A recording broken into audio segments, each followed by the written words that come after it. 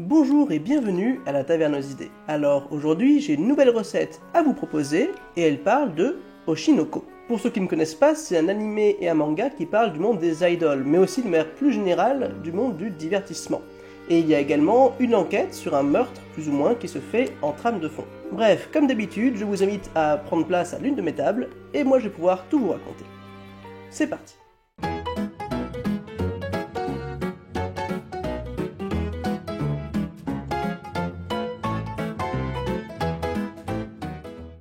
Alors, avant toute chose, je veux préciser que ce n'est pas un avis du tavernier, puisque je donne mon avis sur l'anime quand il sera terminé. Là, je vais parler du manga et de ce qui se passe à la fin. Alors attention, alerte spoiler, puisque je vais parler de ce qui se passe à la fin des scans. Donc même si vous êtes toujours sur l'anime, ça va pas vous protéger contre des spoils.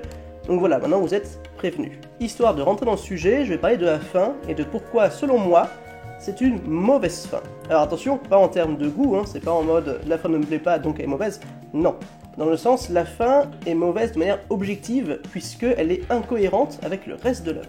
Est-ce que j'ai des éléments pour appuyer ça, pour montrer que la fin est incohérente si on prend en compte le reste de l'œuvre? Vous vous en doutez, j'en ai quelques-uns, et voici la liste. D'abord, on a le plan de Akane. En effet, ce personnage très intelligent dit à Aqua que elle a compris ce qu'il compte faire, donc peut-être ce qu'il fait à la fin du manga, et elle compte l'en empêcher. Au vu de l'intellect du personnage et du fait qu'elle a compris les intentions d'Aqua, par conséquent elle aurait dû un minimum faire quelque chose pour empêcher la fin qu'il y a actuellement. Et pourtant, non, il se passe rien. Donc déjà ça c'est plutôt bizarre. Ensuite, autre élément, on a les sentiments de Kana. En effet, le moment où Aqua décide de faire ce qu'il fait à la fin du manga, c'est-à-dire, comme ça moi je l'ai dit une fois, de se tuer en emportant Kamiki avec lui dans la mort pour faire croire que c'est Kamiki qui a voulu l'assassiner, il choisit de faire ça justement le soir où Kana fait sa dernière représentation en live et où elle attendait de pouvoir le voir dans la foule.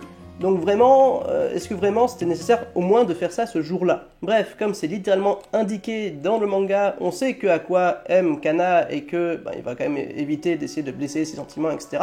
Donc ça paraît bizarre que malgré tout ça, ils prennent la décision de faire cet acte horrible le soir où elle s'attend à le voir. Ensuite, on a le fait que l'antagoniste, Kamiki, semble avoir accepté son sort de se rendre à la police. Alors certains diront que c'est le principe du personnage, d'être un menteur et un manipulateur, donc peut-être qu'il a menti et manipulé les autres pour faire croire qu'il avait accepté son sort, mais dans ce cas-là, il n'aurait pas appelé son acolyte Nino pour lui dire de tout arrêter et de se rendre à la police. Bref, l'idée c'était que la vengeance n'était plus forcément nécessaire puisque l'antagoniste lui-même allait se mettre hors d'état de nuire. Pour rester sur les antagonistes, on a Nino, donc l'acolyte de Kamiki, qui se fait arrêter. Donc là aussi ça fait un danger de moins et par conséquent pas besoin de faire un plan aussi sordide que ce qu'a fait Aqua à la fin du manga. Et en plus de ça, on a aussi le film de Gotanda, Le mensonge de 15 ans. Je veux dire, tout le principe d'avoir fait ce film, c'est pour pouvoir se venger et qu'il y ait plus ou moins la foule qui se rue sur Kamiki et qui venge Aqua, Ruby, etc.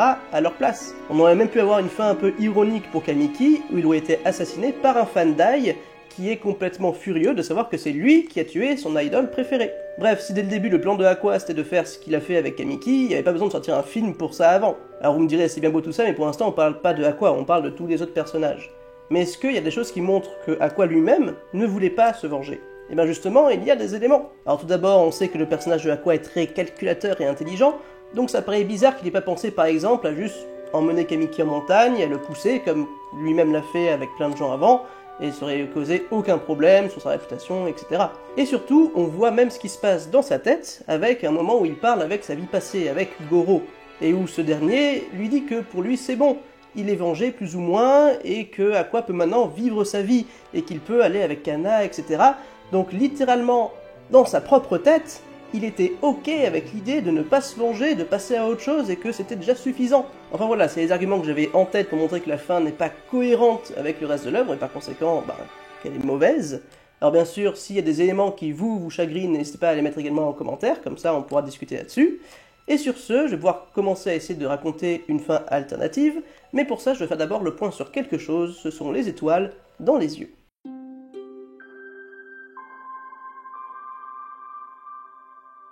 Alors, effectivement, si je veux pouvoir parler de ça, c'est parce que dans la fin alternative que j'ai proposée derrière, je vais un peu jouer avec ça, et par conséquent, il faut qu'on se mette d'accord sur qu'est-ce que ça signifie. L'explication donnée dans l'anime et le manga sur qu'est-ce que c'est, ces fameuses étoiles dans les yeux, c'est que ce sont des personnes capables de mentir si bien qu'elles font passer le mensonge pour une réalité. Alors c'est très bien comme explication, mais ça n'explique pas toutes les petites nuances, comme pourquoi est-ce que les jumeaux n'ont qu'une seule étoile, pourquoi est-ce que parfois elles sont blanches, pourquoi parfois elles sont noires, et ainsi de suite. Du coup, sans trop prendre en compte ce qui est dit dans l'anime et le manga, je vais essayer de trouver ma propre petite théorie pour essayer d'expliquer qu'est-ce que ça signifie. Pour moi, les étoiles dans les yeux, c'est plus ou moins lié à certains traumas.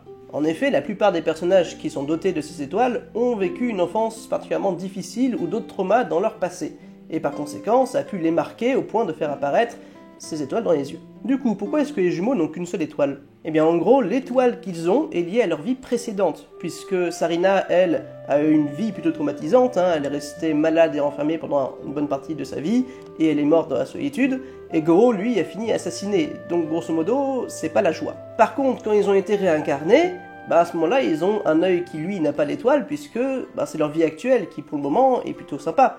En effet, au moment où ils sont réincarnés, ils sont des enfants d'une idole qui les aime et ça se passe bien, etc. Alors vous me direz, oui, mais au bout d'un moment, Ai elle meurt et de manière super traumatisante. Alors pourquoi est-ce qu'ils n'ont pas les 2 étoiles à partir de ce moment-là? Eh bien en fait, les 2 jumeaux essayent au maximum de refouler ce souvenir traumatisant de Ai qui est assassiné. On le voit avec Aqua qui, lorsqu'il y repense, justement ça le met dans une espèce de crise de panique bien vénère. Et quand il y repense, c'est également là qu'il a souvent les 2 étoiles qui apparaissent. Donc voilà, ça c'est ma théorie pour les 2 jumeaux. Et ensuite, pour ce qui est des couleurs, là aussi j'ai ma propre théorie. En gros, lorsque l'étoile est blanche, c'est que ça représente des sentiments plutôt positifs, et la personne arrive à utiliser son traumatisme comme tremplin pour devenir une sorte de symbole de l'espoir rayonnant. A l'inverse, lorsque la pupille devient noire, c'est que la personne est envahie par de sombres désirs, notamment à cause de son trauma, elle se laisse complètement ensevelir sous celui-ci, et ça va lui donner envie de faire des choses horribles comme se venger ou juste des meurtres de sang-froid. Et puis dans le manga, on a un moment où Ruby a un œil blanc et un œil noir. Qu'est-ce que ça veut dire? Ce moment se produit alors qu'il y a un gros scandale sur Kana, et Aqua demande à Ruby si elle serait prête à tout pour aider son amie, quitte à ce que ça fasse du mal. Et lorsque Ruby dit oui, justement, elle a un œil blanc et un œil noir, puisque l'œil blanc montre l'aspect altruisme, elle veut aider son amie, peu importe ce qu'il en coûte.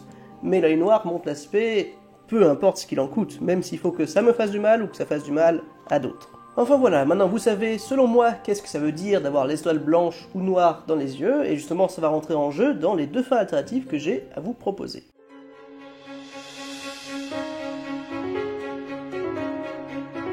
Alors, grosso modo, j'ai 2 fins à vous proposer, la fin de la vengeance et la fin du pardon. Je vous lis tout de suite la fin de la vengeance, celle que je vais dire maintenant. Je l'ai beaucoup moins travaillée parce que c'est celle que je préfère le moins. En effet, même si au début du manga c'est évident qu'il est nécessaire de se venger et d'arrêter Kamiki, plus le temps passe, plus on découvre ce qui s'est passé réellement dans le passé, et plus on se demande si c'est réellement nécessaire d'aller jusqu'à le tuer. Mais bon, comme le manga actuellement, il propose une fin de type vengeance. Je me suis dit, il faut que j'en propose une également, mais que soit plus cohérente avec le reste de l'histoire. Du coup, le principe serait simple. Il faudrait d'abord que Kamiki devienne de nouveau une menace, puisque à la fin d'interview, il a l'air d'avoir accepté son sort, et il faudrait que quelque chose le fasse changer pour devenir de nouveau menaçant envers Ruby et les autres. Les protagonistes n'ont pas d'autre choix que de l'éliminer, sinon ils sont tous en danger. Du coup, un petit groupe de protagonistes se réunirait pour trouver un plan afin d'éliminer Kamiki sans que ça crée de problèmes derrière. On pourrait imaginer qu'il y aurait au moins Aqua, Akane, Ichigo et peut-être Himekawa dans ce groupe. On pourrait peut-être aussi ajouter Ruby, Gotonda, Kaburagi et peut-être le reste des Bikomachi. Bref, ils organisent son assassinat en utilisant Aqua, Akane ou Ruby comme leurre afin de l'emmener dans un endroit reculé en montagne, comme lui-même l'a fait plein de fois auparavant. Et alors que Kamiki s'apprête à tuer le leur, il est arrêté par les autres protagonistes qui le jettent lui à la place du haut de la falaise. Bref, après ça on pourrait imaginer un ending similaire à ce qu'on a dans le manga, mais à la différence que Aqua serait vivant. Voilà, comme je vous disais, c'est pas la fin la plus travaillée que j'ai faite parce que c'est pas celle que je préfère, mais au moins j'en ai une à proposer et je pense qu'elle est toujours plus cohérente que celle qu'il y a actuellement dans le manga. Et sans plus tarder, je vais pouvoir vous raconter l'autre fin, celle que je préfère, la fin du pardon.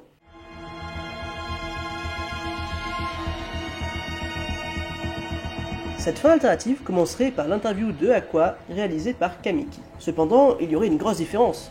Au lieu que ça se passe dans un bureau, ça se passerait dans un endroit reculé en montagne. Bien sûr, connaissant Kamiki et son fonctionnement, les autres protagonistes suivraient Aqua et son père à travers la montagne sans se faire repérer. Au fur et à mesure que l'interview progresse, Kamiki devient de plus en plus menaçant et intimidant envers Aqua. Alors que les 2 hommes semblent s'approcher d'une falaise et que la discussion atteint le maximum de sa tension, Ruby et les autres sortent de leur cachette pour coincer Kamiki dos à la falaise. Instantanément, celui-ci reprend une posture beaucoup plus calme, amicale et détendue.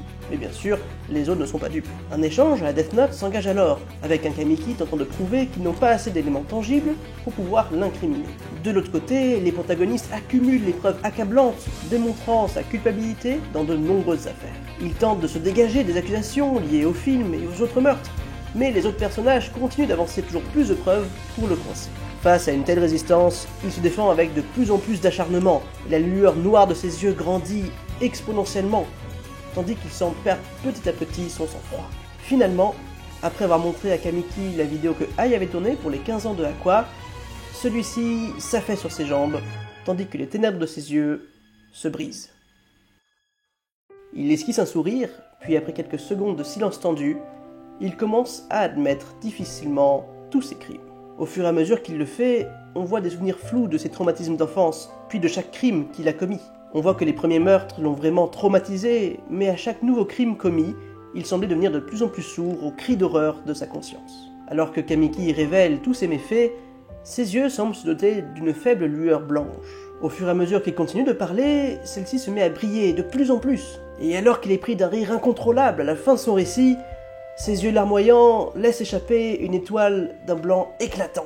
Il est enfin libéré du poids des secrets qu'il cachait et des traumatismes qu'il a dû combattre seul depuis des années. Quelques temps plus tard, Kamiki se livra aux autorités. Dans une vague tentative de faire sa part, il décida de léguer sa fortune et ses possessions à Aqua et à Ruby. Et cela permit notamment de terminer de financer le film Un mensonge de 15 ans. Comme dans les scans actuels, Nino n'accepte pas que Ruby puisse dépasser Ai, et elle est arrêtée lors de sa tentative d'assassinat. Finalement, les Bikomachi parviennent après ça à aller au Dôme. Et du côté de Aqua, il devient chirurgien et se met en couple avec Kana, et celle-ci parvient à percer dans l'industrie du cinéma. De temps en temps, les deux jumeaux rendent visite à leur père Kamiki en prison, qui tente comme il le peut de leur être utile après avoir été la source de tant de problèmes. Puis, de retour dans sa cellule, alors que celui-ci, en soupirant, souhaite avoir une chance de pouvoir tout recommencer et en faisant les choses bien cette fois-ci, une jeune fille entourée de corbeaux regarde la prison de loin en esquissant un sourire. Voilà, ce sont les deux fins alternatives que je voulais vous proposer, j'espère qu'elles vous ont plu. N'hésitez pas en commentaire à me dire ce que vous en avez pensé, à imaginer vos propres fins alternatives. Et comme d'habitude, en termes de pourboire, j'accepte les commentaires, les pouces en l'air et les abonnements. Et surtout, j'espère vous revoir très vite à l'une de mes tables. Salut!